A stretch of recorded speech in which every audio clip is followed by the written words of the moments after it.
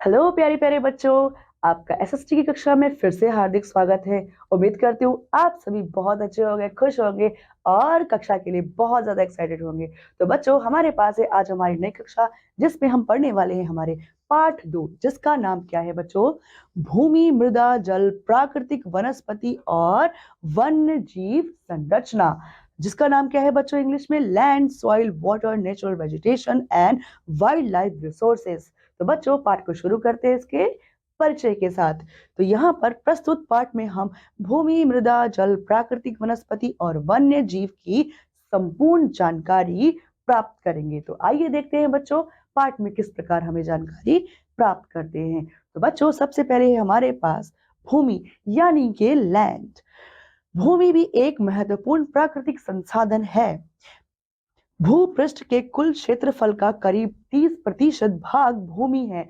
जो हमारे पास जो पृथ्वी है, पृथ्वी का कुल बच्चों जो 30% भाग है क्या हमारा भूमि है, और 70% बचता है वो क्या है? वहां पर जल है। इस थोड़ी सी भूमि के भी सभी भाग रहने योग्य नहीं है। अब ये 30% पर पूरी जगह पर हम ह्यूमन यानी कि इंसान या वेजिटेशन से वो रहती है, यह भी सच नहीं है बच्चों। ठीक है, तो भूमि और जलवायु में विविधता होने के कारण संसार के विभिन्न भागों में जनसंख्या का वितरण समान नहीं पाया जाता है, क्योंकि यहाँ पर जो क्षेत्र है, भूमि की संरचना है, वो हर एरिया वाइज क्या है बच्चों? अलग अलग है। इसीलिए बच्चों वहां पर जनसंख्या का वितरण भी अलग अलग होता है। उर्वर मैदान तथा नदी घाटियों में कृषि के लिए उपयुक्त भूमि उपलब्ध होने के कारण ये स्थान संसार के सघन बसे क्षेत्र है। क्यों है बच्चों? क्योंकि यहाँ पर उपयुक्त भूमि है और जो जीवन के लिए और जो संसाधन हमें चाहिए वो सभी यहाँ उपलब्ध है, इसीलिए यह संसार के सघन बसे हुए क्षेत्रों में आते हैं।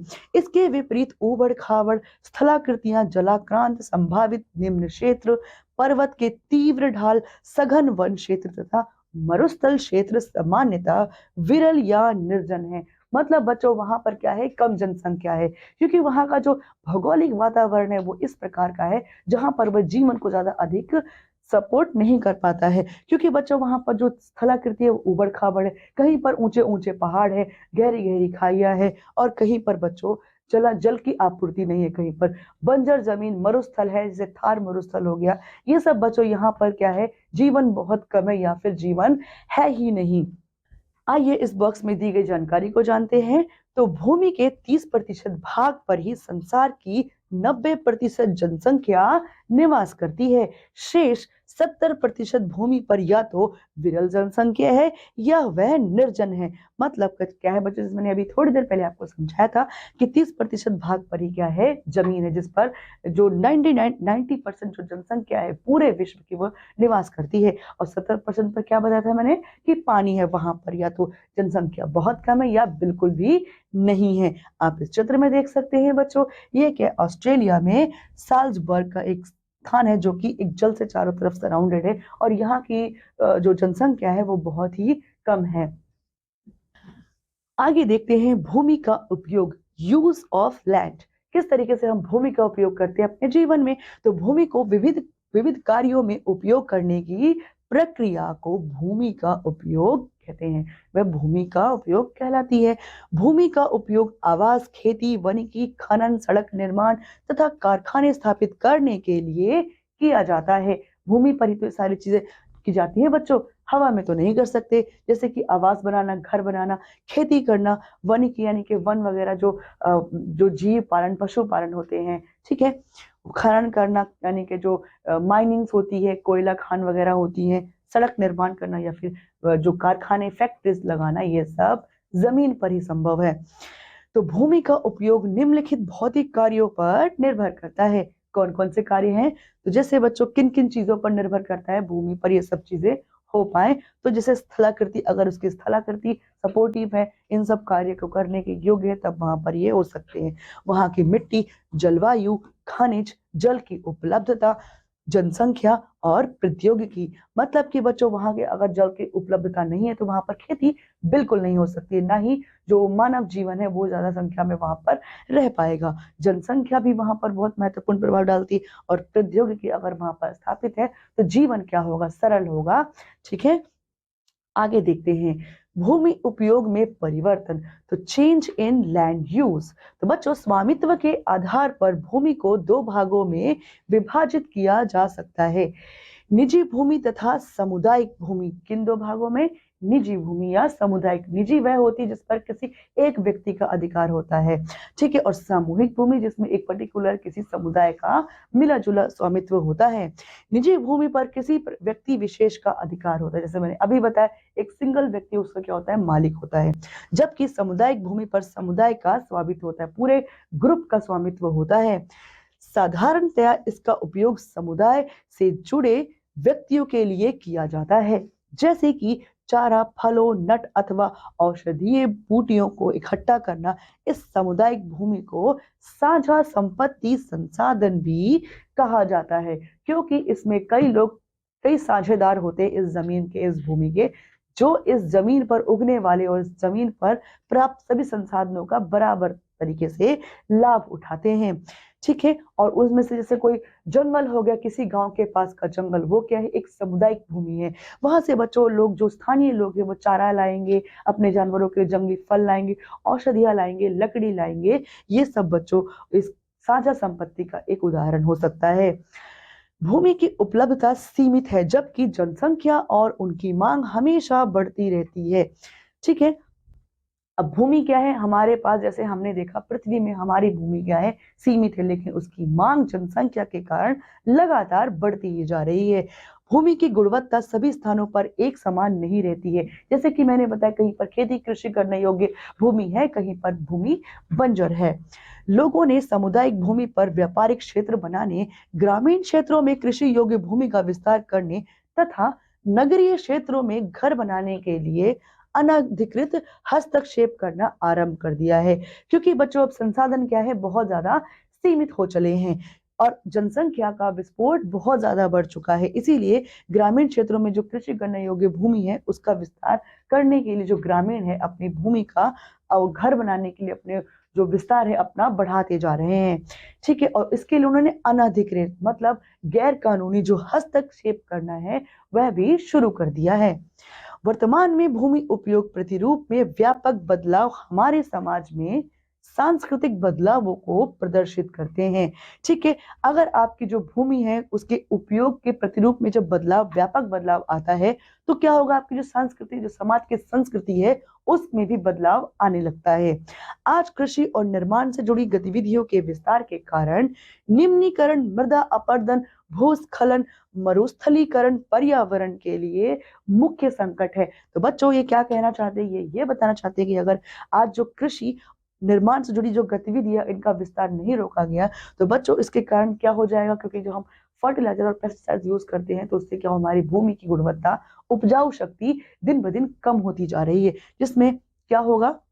मृदा अपरदन। जैसे ये पेड़ों की कटाई कर रहे हैं, तो मृदा अपरदन होगा, क्योंकि जो पेड़ है बच्चों, वो भूमि से मिट्टी को जकड़ के रखते हैं, जिससे कि मिट्टी का कटाव नहीं हो पाता है। और भूस्खलन, जिसको लैंडस्लाइडिंग बोलते हैं, वह होगा। मरुस्थलीकरण, यानी कि जो जमीन है, उपजाऊ जमीन भी बंजर जमीन बनती जाएगी और एक मरुस्थल में कन्वर्ट हो सकती है। और ये क्या है बच्चों? ये सब चीजें पर्यावरण के लिए संकट है, ठीक है, सोचने का विषय है।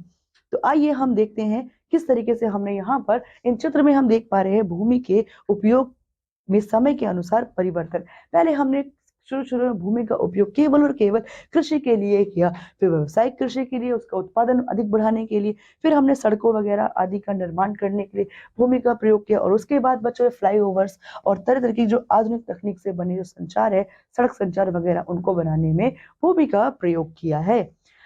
आगे देखिए भूमि संसाधन का संरक्षण। तो बच्चों, कंजर्वेशन ऑफ लैंड रिसोर्सेज, इनका संरक्षण हम कैसे कर सकते हैं?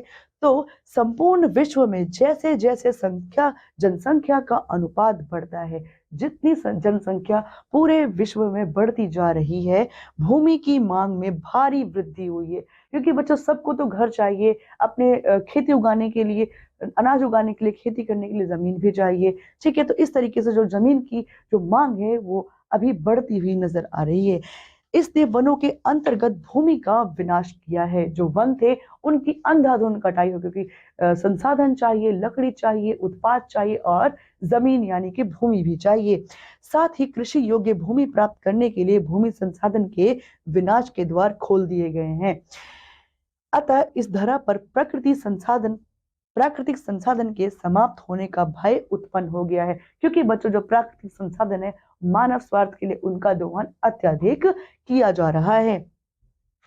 इस विनाश पर प्रभावी नियंत्रण लगाना आवश्यक है। अगर इस पर नियंत्रण नहीं लगाया गया बच्चों, तो ये संसाधन जो सीमित है जल्द ही खत्म हो जाएंगे। यह कार्य भूमि का संरक्षण करके किया जा सकता है।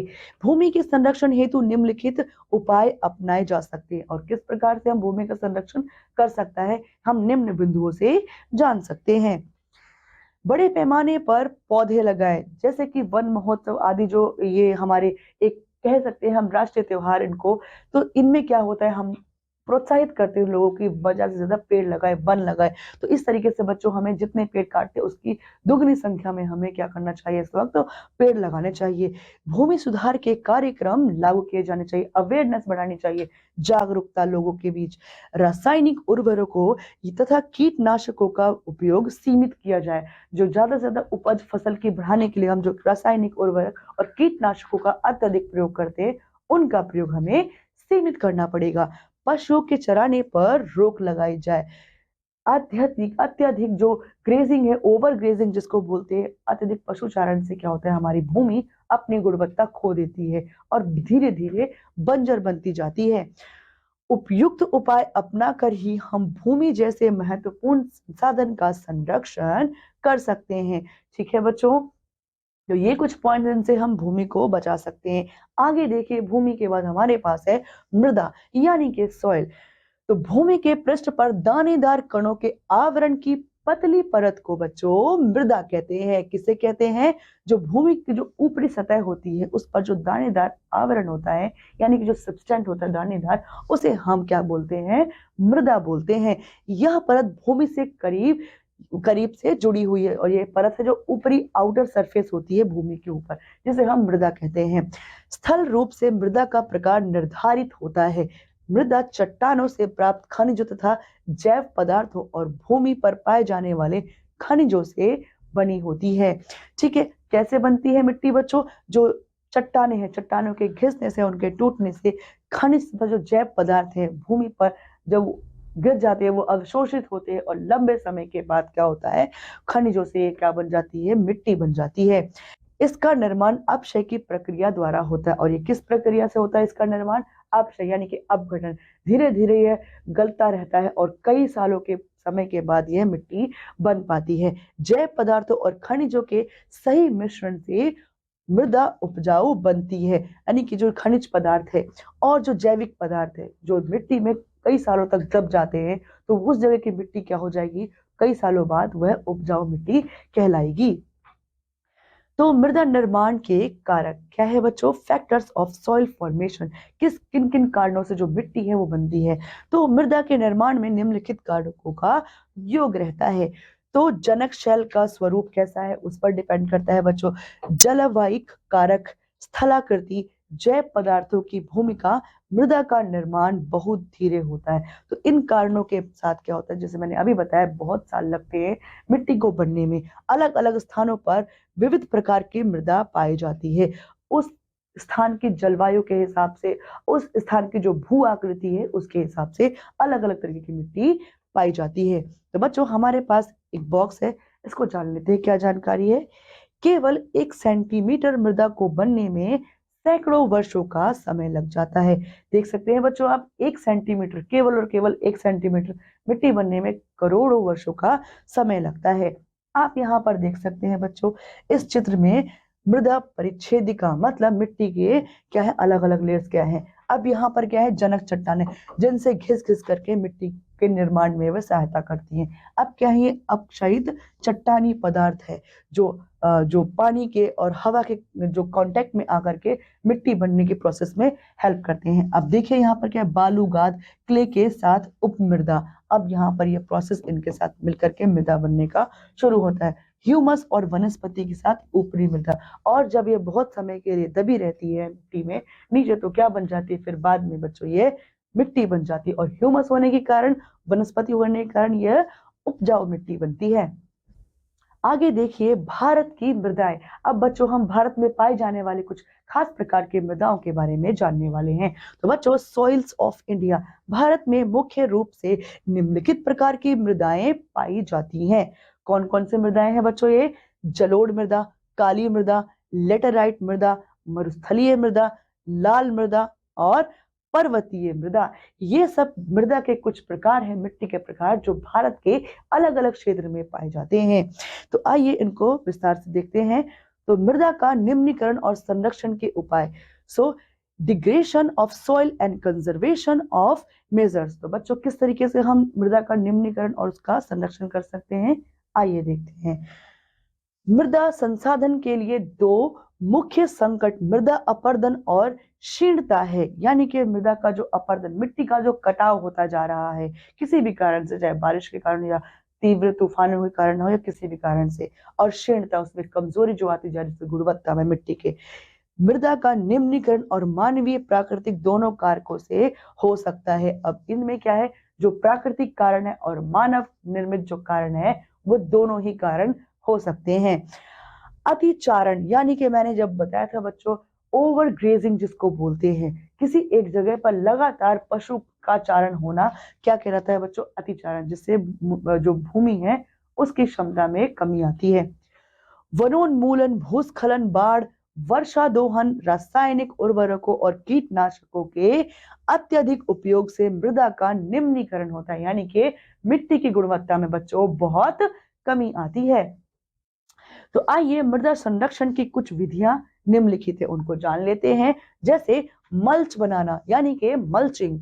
तो पौधों के बीच बिना ढकी भूमि को जैव पदार्थों जैसे प्रवाल से ढक दिया जाता है। ऐसा करने से मृदा की आर्द्रता रुकी रहती है। मतलब मृदा के ऊपर कुछ घास फूस रखकर उसको ढक देना, मल्च बनाना, जिससे उसकी नमी जो है खोती नहीं है।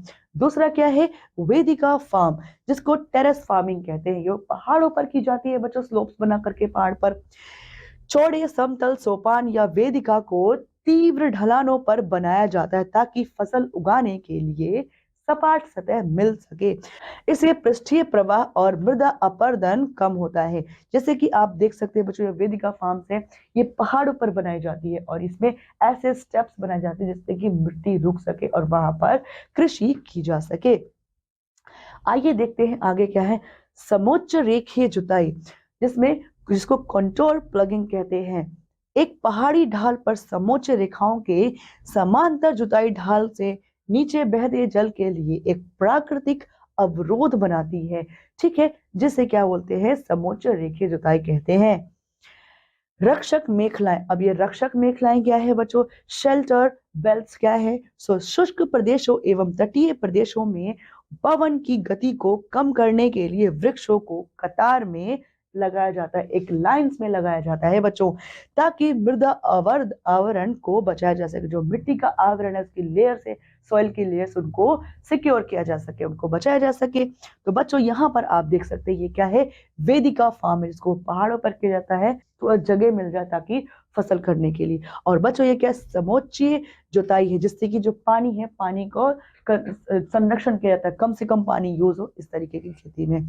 आप यहाँ पर देख सकते हैं बच्चों, यह क्या है? यह रक्षक मेखलाएं हैं, इस खेत में इस्तेमाल की गई है।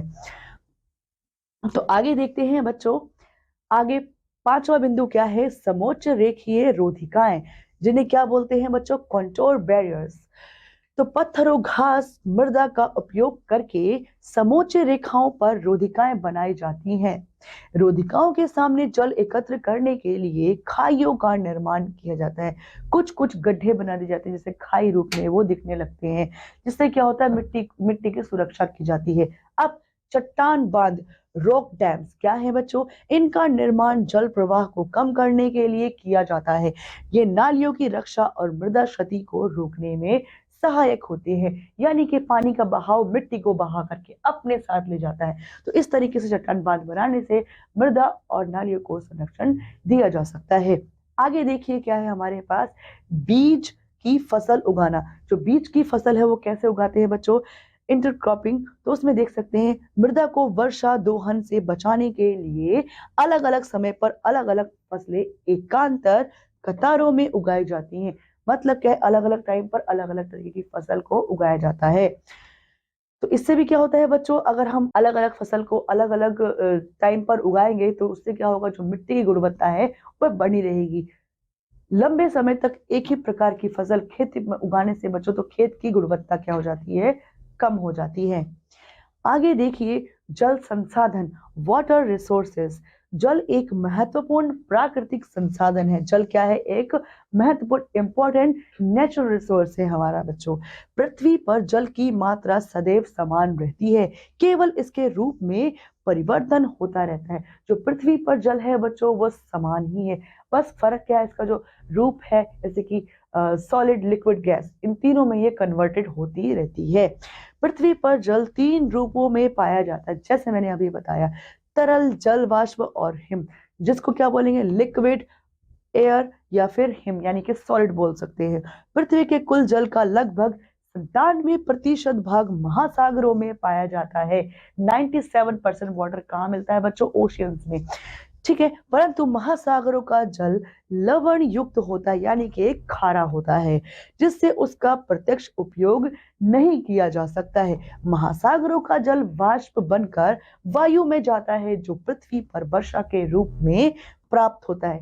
अब क्या है बच्चों, वाटर साइकिल के बारे में तो हमने पढ़ा ही है। तो वाटर साइकिल के कारण क्या होता है, जो समुद्रों का जल है वो वाष्प होकर के जाता है ऊपर, बादल बनकर फिर से वह वर्षा के रूप में धरती पर वापस आता है। वर्षा का जल ही छिद्र चट्टानों से रिसकर भूमि के अंदर जाता है, जिससे भूमिगत जल का निर्माण होता है। और जो वर्षा का जल है वो जमीन सोख लेती है और अंदर भूगर्भ में चला जाता है, जिससे क्या होता है बच्चों? भूमिगत जल बनता है। भूमिगत जल को हम कुओं, नलकूपों आदि के द्वारा उपयोग में लाते हैं। पृथ्वी की ऊपरी सतह पर पंप करके जब करते हैं, उसको बाहर निकालते हैं तब। आगे देखिए, जल चक्र, जिसको वाटर साइकिल कहते हैं। तो यहाँ पर बच्चों महासागरों, नदियों, झीलों, तालाबों एवं अन्य जल स्रोतों का जल वाष्प बनकर वायुमंडल में आता है। क्योंकि बच्चों वो गर्मी के कारण जो वायु जल है वो अपना रूप बदलता है और वायु जल वाष्प में बनता है और ऊपर उड़ जाता है, क्योंकि वो बहुत हल्का होता है। इससे बच्चों बादल बनते हैं और फिर वर्षा होती है। तो यह जल वर्षा के रूप में भूमि पर क्या बच्चों? वापस आ जाता है और फिर विभिन्न जल स्रोतों में चला जाता है। जल की इस प्रक्रिया को ही क्या कहते हैं बच्चों? जल चक्र कहते हैं। वर्तमान में जल की कमी की गंभीर समस्या उत्पन्न हो गई है। जल की कमी हम वर्तमान में बच्चों अब आम जिंदगी में देख ही सकते हैं। जल के स्रोतों के सूखने तथा जलाभाव की समस्या के लिए निम्नलिखित कारक उत्तरदायी है। कौन कौन से कारक यहाँ पर उत्तरदायी जल की कमी के लिए बच्चों? तो यहाँ पर हम देख सकते हैं जनसंख्या का तीव्र गति से बढ़ना, बहुत रैपिडली जो हमारा जनसंख्या विस्फोट है वो हो रहा है। दैनिक जीवन में जल का उपयोग बढ़ गया है हमारे। नकदी फसलों को बार बार सींचने से क्या होता है? जल की अत्यधिक जल का शोषण होता है। बढ़ता नगरीकरण तथा फैलता औद्योगिकरण। जितना औद्योगिकरण फैलता है उतनी क्या होती है बच्चों? जल की उपयोगिता हमें महसूस होती है। मानव के जीवन स्तर में सुधार आना, जो ह्यूमन की जो लाइफस्टाइल है उसमें सुधार आता गया, जिससे वो ज्यादा से ज्यादा पानी कंज्यूम कर रहा है। तो बच्चों जल की बढ़ती मांग ने जल बाजार को जन्म दिया है। पहले जल बाजार नहीं थे बच्चों, लेकिन इनकी मांग ने ही जल बाजार उत्पन्न किया है। यात्रा में जाते समय बस या तथा रेल मार्ग में बोतल बंद पानी खरीद कर प्यास बुझाना अब सामान्य सी बात हो गई है। अब बहुत नॉर्मल चीज है बच्चों, हम बाहर कहीं जाते, किसी भी यात्रा में जाते हैं और हम पानी खरीद करके पीते हैं।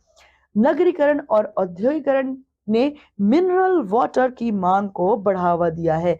कौन सा? जो मिनरल वाटर है इसको बहुत उपयोगी बताया है पीने के लिए, उसकी मांग को भी बढ़ा दिया है। और बच्चों आप इस चित्र में देख सकते हैं, यह क्या है? एक जल चक्र का चित्र है, जिसमें आप देख सकते हैं जो वाटर बॉडी से समुद्र हो या फिर कोई वाटर अन्य वाटर बॉडी, उससे वाष्प होकर के पानी ऊपर जाता है, बादल बनता है और उसके बाद ठंडा होता है और वर्षा के रूप में वापस से नीचे आता है और रिस करके जमीन से वो कहाँ चला जाता है? नीचे भूमिगत जल में चला जाता है और बाकी जो वाटर बॉडीज है उनमें भी वह मिल जाता है।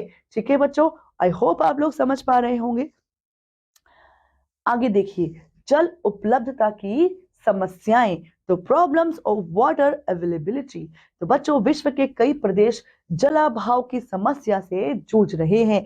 अधिकांश क्या है बच्चों? अफ्रीका, पश्चिमी एशिया, दक्षिणी एशिया, पश्चिमी संयुक्त राज्य अमेरिका के भाग, इनमें क्या है बच्चों? पानी की कमी देखी जा रही है इन क्षेत्रों में। उत्तरी पश्चिमी मैक्सिको, दक्षिण अमेरिका के भाग तथा संपूर्ण ऑस्ट्रेलिया अलवणीय जल की आपूर्ति के कमी के कारण परेशान है। मतलब उनको मीठा पानी वहां पर उपलब्ध नहीं है, उनके पास पानी तो है लेकिन खारा है।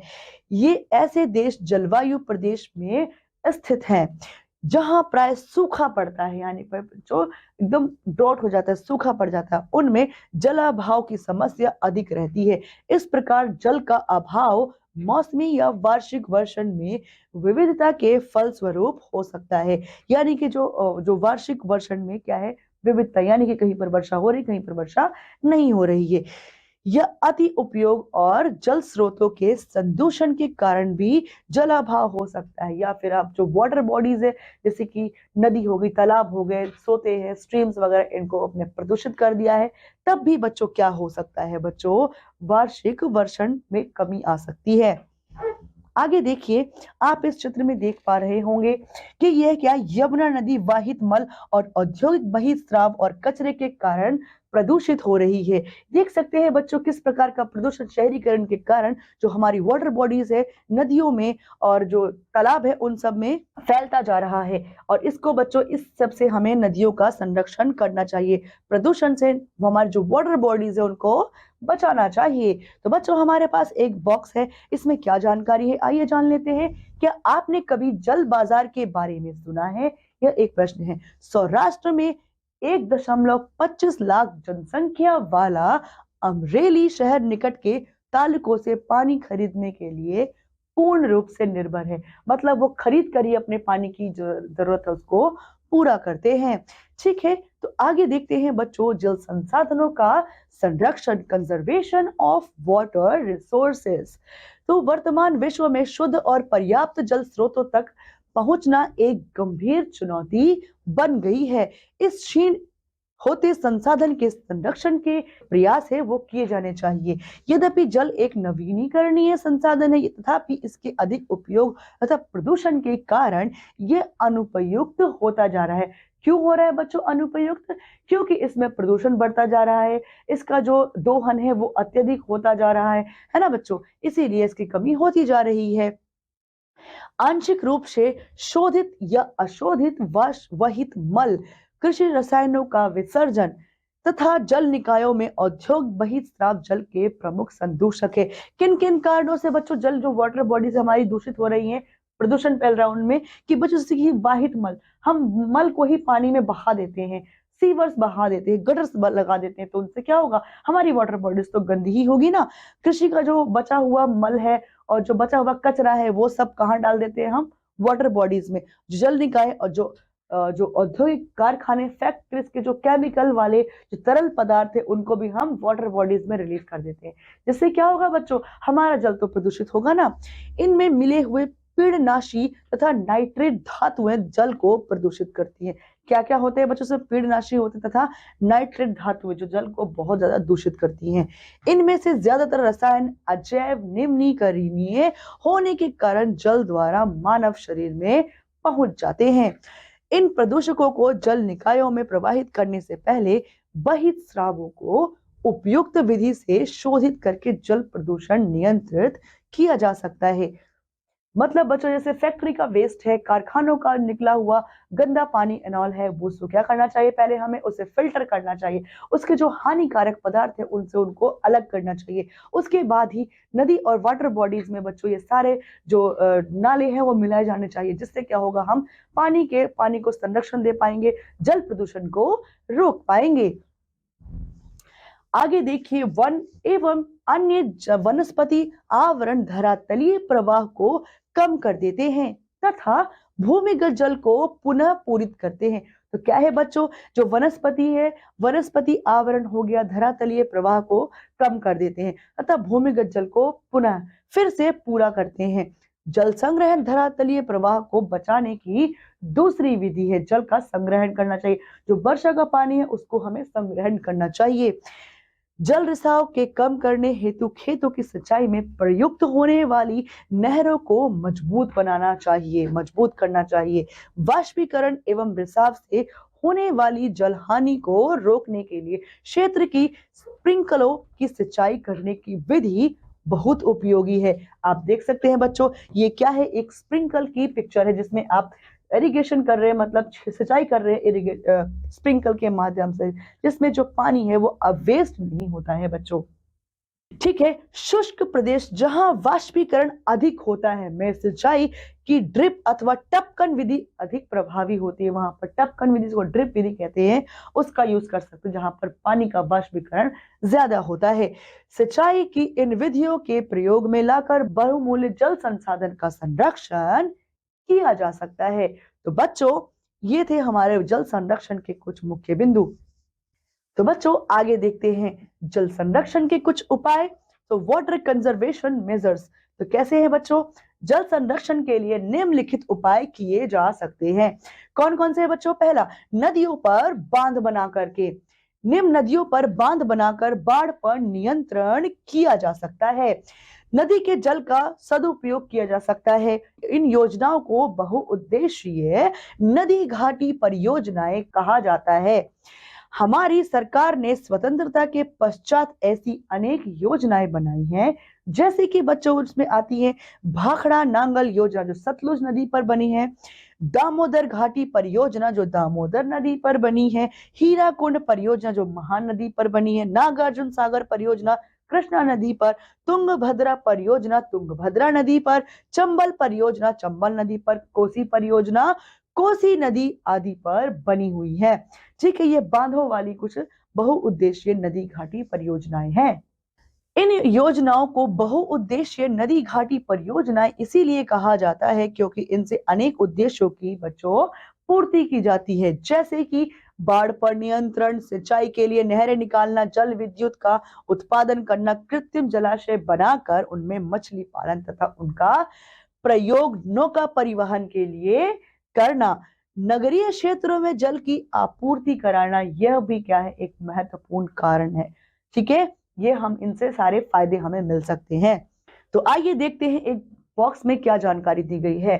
तो देखिए बच्चों, वर्षा के जल को अपने घर की छत पर एकत्र करके उसका संग्रहण करना और विभिन्न उत्पादक उपयोग में लाने की प्रक्रिया वर्षा जल संग्रहण कहलाती है। क्या विभिन्न जो उत्पादक है उनके उपयोगों में लाने की जो प्रक्रिया उसे जल संरक्षण कहते हैं। जो बारिश का इकट्ठा किया गया जल है उसे। तो बच्चों, औसतन 2 घंटे की वर्षा एक दौर लगभग 8000 लीटर जल बचाने के लिए पर्याप्त है। 2 घंटे की वर्षा बच्चों। ठीक है, तो आइए आगे देखते हैं जल प्रदूषण को रोककर, यानी कि हम जल का कैसे कर सकते हैं बचाव, जल प्रदूषण को रोक करके। तो हमारे देश में जल प्रदूषण भी एक गंभीर समस्या है बच्चों। अधिकतर नदियों का जल इतना प्रदूषित हो चुका है कि इसका प्रयोग घरेलू कार्यों के लिए नहीं किया जा सकता है। इसका मुख्य कारण है कि हम कूड़ा कचरा एवं औद्योगिक अपशिष्ट नदियों में डाल देते हैं, गंदगी सब नदी में डाल देते हैं। इस पर नियंत्रण करना चाहिए तथा जल प्रदूषण को रोकना चाहिए। अगला देखिए, वर्षा जल का संग्रहण। हमारे देश में कुछ महीनों में अधिक वर्षा होती है। हम इस वर्षा के जल को एकत्र कर सकते, इकट्ठा कर सकते हैं तथा इसका प्रयोग शुष्क ऋतु में कर सकते हैं, यानी कि जो सूखी ड्राई सीजन होता है उसमें कर सकते हैं। सरकार भी लोगों को वर्षा जल के संग्रहण के लिए जागरूक कर रही है, यानी कि अवेयरनेस फैला रही है बच्चों। गंदे जल को पुनः स्वच्छ करके प्रयोग में लाना, उनका रिसाइकिल करना। इस गंदे जल को स्वच्छ करके पुनः प्रयोग में ला सकते हैं। ठीक है, जल के निरर्थक बहाव को रोकना, जो बिना फालतू में जल बहे जा रहा है उनको स्टॉप करना। तो बच्चों, सभी व्यक्तियों को चाहिए कि वे जल को निरर्थक बहने से रोके, स्टॉप करें। हमें अपने घरों या सार्वजनिक स्थलों पर जल की टोटियों को खुला नहीं छोड़ना चाहिए। जो ओपन टैप्स होते हैं फ्लोइंग वाटर से, वो बिल्कुल नहीं छोड़ने चाहिए। मृदा एवं जल का संरक्षण आवश्यक है, जिससे प्रकृति के ये दो अनमोल साधन हमारी भावी पीढ़ियों के लिए सुरक्षित रह सके बच्चों। तो आइए प्राकृतिक वनस्पति और अन्य वन जीवन संसाधन जिनको समझते हैं। तो क्या है बच्चों, natural vegetation and wild life. एक हस्तशिल्प प्रदर्शनी में देश के अलग अलग भागों में एकत्रित की गई वस्तुएं रखी हुई थी। एक हस्तशिल्प प्रदर्शनी के अंदर स्कूल के बच्चे उस प्रदर्शनी में घूम रहे थे। आव्या ने एक थैला उठाकर उत्साह से कहा, यह सुंदर हैंड बैग है। अध्यापिका ने कहा, हाँ, यह जूट द्वारा निर्मित है, मतलब जूट फाइबर से बनाया गया है। क्या आप उन टोकरियों, दीप छन्नों और कुर्सियों को देख सकते हैं? वे बेंत और बांस से बनाई गई हैं। भारत के पूर्वी और उत्तर पूर्वी आर्द्र प्रदेशों में बांस प्रचुर मात्रा में पाया जाता है, यानी कि ट्रॉपिकल क्षेत्रों में बांस जो है बहुत प्रचुर मात्रा में मिलता है। ट्यूटी रेशम स्कार्फ देखकर काफी खुश हुई। यह खूबसूरत स्कार्फ देखो।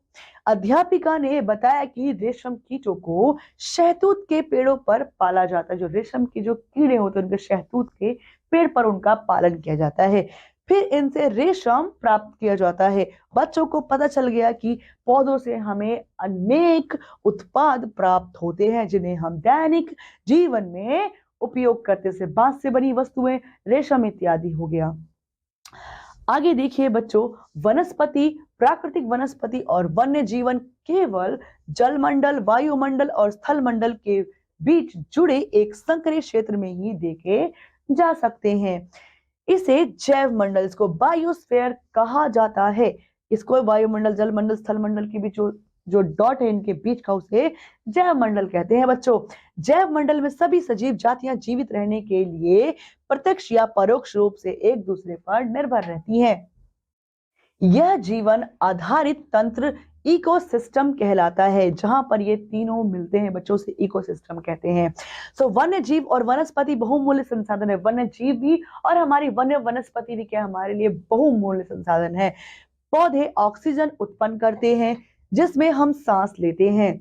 प्राणियों को आश्रय प्रदान करते हैं। फसलों को उगाने के लिए आवश्यक मृदा की सुरक्षा करते हैं।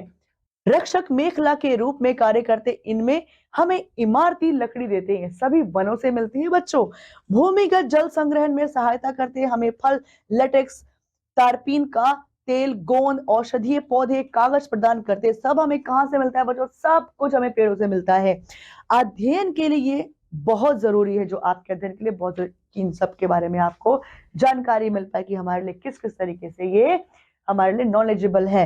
तो देख सकते हैं बच्चों, ये क्या है? रेशम की कीड़ी, शहतूत के पेड़ पर उनकी खेती की जाती है, उनसे रेशम मिलता है। ये क्या है बच्चों? बहमकल एक औषधीय बूटी है बच्चों, जो हमें बीमारियों से, कई बीमारियों से निजात पाने में मदद करती है। यहाँ देखिए, ये है किलकिला किंगफिशर जिसे बोलते हैं। तो बच्चों यह भी क्या है? हमारे एनवायरमेंट के लिए बहुत ज्यादा जरूरी है। आगे देखिए, जंतु, पक्षी, कीट एवं जलीय जीव सभी जीवन के अंतर्गत आते हैं। इनसे हम मांस, खाल, दूध, ऊन प्राप्त करते। कीट जैसे कि हमें जो पक्षु है बच्चों, जलीय जीव हो गए और वाटर स्थलीय जीव हो गए, इन सबसे क्या मिलता है? मांस मिलता है, हमें दूध मिलता है, हमें खाल मिलता है, ऊन मिलता है। ठीक है बच्चों। और जैसे मधुमक्खी, हमें शहद, मधुमक्खी से हमें शहद प्राप्त होता है। यह फूलों का परागण में सहायता करती है। परितंत्र तथा परितंत्र में अपघटक के रूप में एक महत्वपूर्ण भूमिका निभाती है।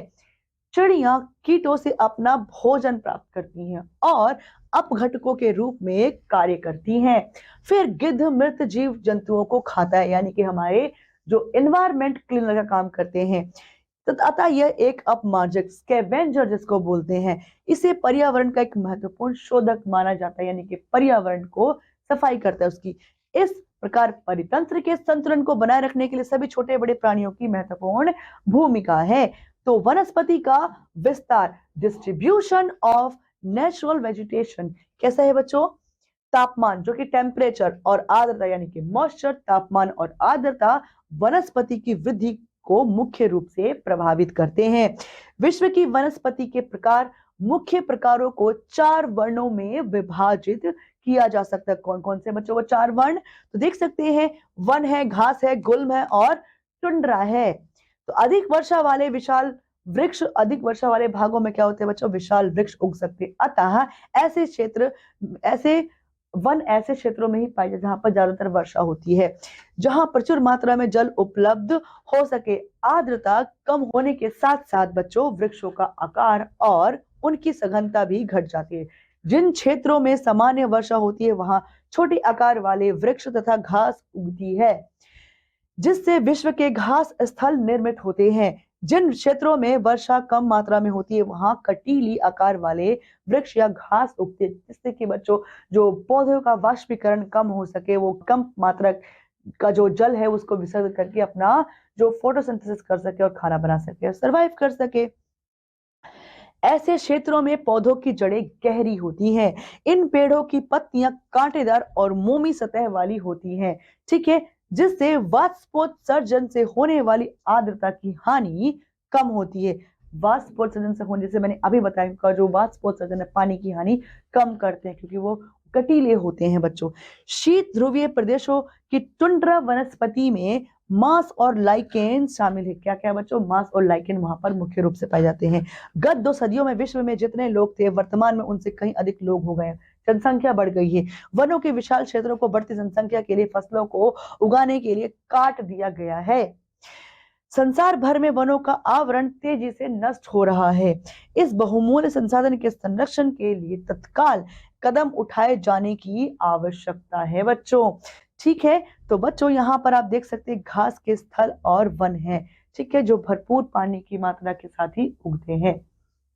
यहाँ देखिए बच्चों, ये क्या है? वन में अजगर, और इस तरीके के जो वन ये जीव जंतु पाए जाते हैं वनों में। आगे देखते हैं बच्चों, वनस्पति एवं वन्य जीव का संरक्षण, conservation of natural vegetation and wild life. तो क्या है बच्चों उसमें? पेड़ पौधे और वन्य जीव हमारे पर्यावरण के आवश्यक भाग हैं। इन दोनों को बचाकर ही पर्यावरण का संतुलन बनाए रखा जा सकता है। मनुष्य के अधिक हस्तक्षेप के कारण पौधे और जंतुओं के आवास नष्ट हो गए, क्योंकि मनुष्य अपने स्वार्थ के लिए उनका इस्तेमाल करता जा रहा है, वन काटता है, जिससे उनके आवास नष्ट हो गए हैं, जिससे जलवायु परिवर्तन होने लगी है और पौधे और जंतुओं की अनेक प्रजातियां असुरक्षित या संकटासन्न है और कुछ लुप्त होने की अवस्था में पहुंच गई है। मतलब कुछ कगार पर है और कुछ लुप्त होने की कगार पर ही पहुंच गई है, ठीक है। प्राकृतिक संसाधनों में के लुप्त होने के लिए निम्न मानवीय और प्राकृतिक कारण क्या है? उत्तरदायी है। ये कारण बहुत महत्वपूर्ण रखते हैं प्राकृतिक संसाधनों के खत्म होने में, लुप्त होने में। ये सब कुछ असंकटापन है और पेड़ों की कटाई हो गई, उनका दोहन हो गया, प्राकृतिक संसाधनों का बहुत ज्यादा अत्यधिक बिना बात के उनका शोषण करना, एक्सेट्रा, ठीक है बच्चों। तो यहाँ पर हम देख सकते हैं बच्चों किस प्रकार इस क्षेत्र में हम देख पा रहे हैं कि वनों की अंधाधुंध कटाई होती जा रही है, जिससे क्या हो रहा है? हमारा संतुलन प्रकृति का बिगड़ रहा है, ठीक है। आगे देखते हैं, वनों को काटना क्या कारण है बच्चों? इनके जो प्राकृतिक जो डिसबैलेंस हो रहा है, मानवीय और प्राकृतिक कारण दोनों उत्तरदायी इसमें की जो प्राकृतिक संसाधन खत्म होते जा रहे हैं, उनके क्या कारण है? यहाँ पर आप देख सकते हैं वनों को काटना, मानव द्वारा विविध निर्माण कराना, भूस्खलन होना यानी कि लैंडस्लाइडिंग होना, खाल, चमड़ा, नाखून, दांत और पंख पाने के लिए जीव जंतुओं की हत्या कर देना, मृदा क्षरण या मृदा अपरदन होना, वनों में लगने वाली भीषण आग, पशुओं का शिकार। ये कुछ थे बच्चों प्राकृतिक और मानव निर्मित कारण जिससे हमारी जो वन संपदा है वह नष्ट होती आ रही है और जीव जंतु भी। वर्तमान समय में चीता, हाथी, शेर, ब्लैक बग, मगरमच्छ, दरियाई घोड़ा, हिम तेंदुआ और मोर और शतरमुर्ग खतरे में है। इनका संरक्षण करना अति आवश्यक है। अगर बच्चों का संरक्षण नहीं किया गया तो क्या होंगे? ये विलुप्त हो जाएंगे। इनके संरक्षण के लिए जन सामान्य में जागरूकता बढ़ानी आवश्यक है। राष्ट्रीय उद्यान, वन्य जीव अभ्यारण्य, जैव मंडल निचय, प्राकृतिक वनस्पति और वन्य जीव संरक्षण के प्रभावी उपाय हैं। संकरी घाटियों, झीलों और आर्द्र भूमि का संरक्षण करके मूल्यवान संसाधनों को अभयदान दिया जा सकता है, उनकी उम्र बढ़ाई जा सकती है। वनों में प्रजातियों की आवश्यक संख्या बनी रहनी चाहिए जिससे पर्यावरण का संतुलन बना रहे। मनुष्य अपने क्रियाकलापों से विश्व के अनेक क्षेत्रों से पशुओं के प्राकृतिक आवासों को नष्ट कर रहा है, जिससे कि उनकी प्रजातियां खतरे में पड़ गई हैं। पक्षियों और जीव जंतुओं को अपना आहार बनाने के लिए उनका शिकार किया है। यानी कि उनको मार करके खुद ही खा गए, अपनी जरूरतों के लिए उनको मार डाला है, जिनसे उनकी प्रजातियां विलुप्त होने की स्थिति में पहुंच गई हैं। सामाजिक वानिकी, वन महोत्सव आदि कार्यक्रमों को सामूहिक रूप से बच्चों मानकर हम फिर से वनों में चीलों के झुंडों को देख सकते हैं। अगर हम इसको बनाएं, इसको मेंटेन करें, इनके जो सर्कल चला आ रहा है, जीव सर्कल चला आ रहा है यहाँ पर पृथ्वी में, उसको मेंटेन करें बच्चों, तो क्या कर सकते हैं हम, चीलों के झुंड को फिर से आसमान में देख सकते हैं, तथा हाथियों को वनों में विचरण करते हुए देख सकते हैं फिर से। अगर हम इनका संरक्षण करेंगे तो तभी राष्ट्रीय उद्यान और जीव मंडल निश्चय निश्चय पर्यटन के अनंतदायक क्षेत्र बन सकते हैं।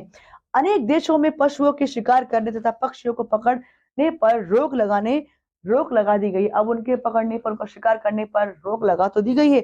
भारत में शेरों, चीता, हिरणों और सारंग और मोर को मारना दंडनीय अपराध है, क्योंकि इनकी संख्या बच्चों बहुत ही कम रह गई है, विलुप्त होने की कगार पर पहुंच चुके हैं।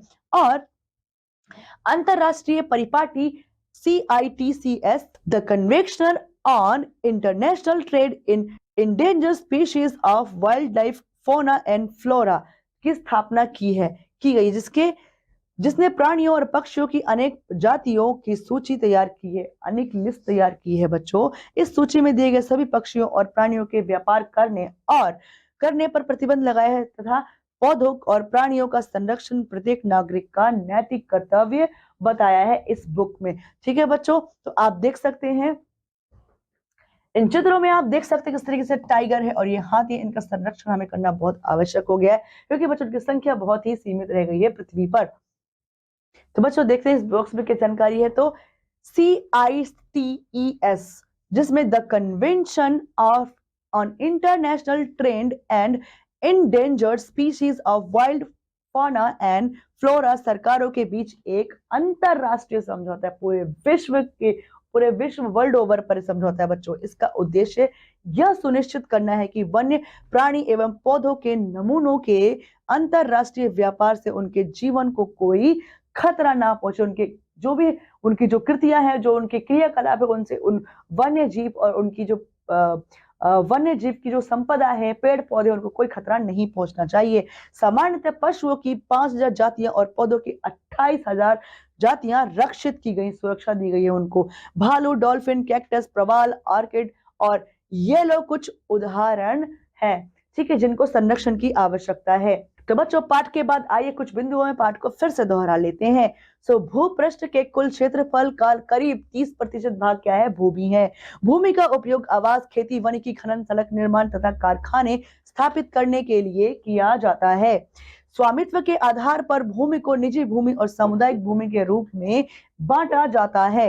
भूमि की गुणवत्ता सभी स्थानों पर एक समान नहीं रहती है। मृदा संसाधन के दो मुख्य संकट मृदा अपरदन और क्षीणता है। जल एक महत्वपूर्ण प्राकृतिक संसाधन है। जल की बढ़ती मांग ने जल बाजार को जन्म दिया है। ठीक है, तापमान और आर्द्रता वनस्पति की वृद्धि को मुख्य रूप से प्रभावित करते हैं। बच्चों ये थे कुछ मुख्य बिंदु जो पूरे पाठ में बहुत इंपॉर्टेंट थे। तो बच्चों हमने इस पार्ट में पूरे फ्लोरा एंड फौना के बारे में, सभी जीव जंतुओं के बारे में, पूरी जो एक चेन है, जो हमारे लिए उपयोगी संसाधन है, हमारे रिसोर्सेज है, पृथ्वी ने जो हमें दिए हैं, नेचर ने जो हमें दिए हैं, उनको बच्चों हमने पढ़ा और समझा है। उम्मीद करती हूँ आप सभी को बहुत अच्छे से समझ में आया होगा। तो बच्चों इस कक्षा में इतना ही। अब मैं आपसे मिलती हूँ अगली कक्षा में। तब तक के लिए बच्चों पढ़ते रहिए, खुश रहिए। धन्यवाद।